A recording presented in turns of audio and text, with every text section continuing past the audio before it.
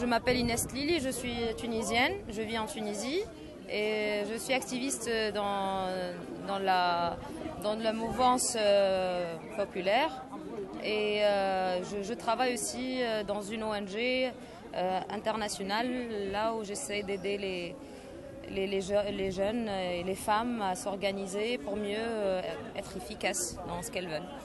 Et qu'est-ce que ça veut dire aujourd'hui pour toi être une femme et travailler pour les femmes après la Révolution?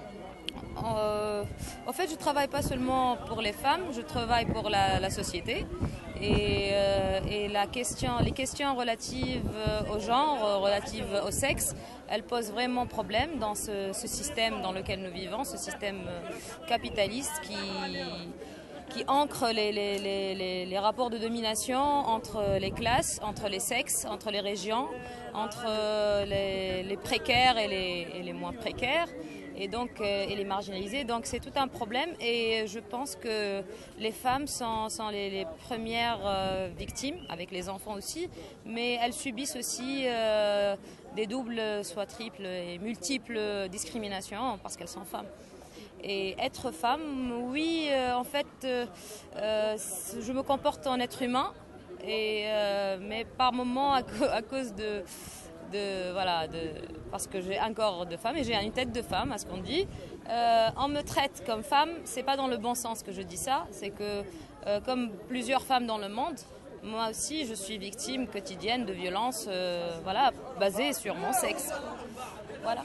Et une dernière question, parce qu'on débat toujours sur la question de la religion et la femme, que ça va être en limite d'être un féministe islamique ou de mettre la religion dans les questions du droit des femmes. Toi, comment tu te poses avec cette... Au fait, là, il y a des mouvements nouveaux qu'on appelle le féminisme islamique. Et on essaie de comprendre le phénomène parce qu'a priori, par moments, ça semble contradictoire, mais on essaie de comprendre. C'est comme tout phénomène social, il faut le comprendre et ne pas se suffire à lancer des jugements comme ça. Mais sinon, pour ma personne, moi je suis pour la liberté totale, générale pour tout le monde. Sauf que, comme vous le savez très bien, pas seulement pour l'islam, mais pour toutes les religions, quand elles deviennent des institutions, et qu'elles intériorisent le même système, donc rapport de domination entre les sexes, c'est toujours une discrimination envers les femmes, qu'on le veuille ou non.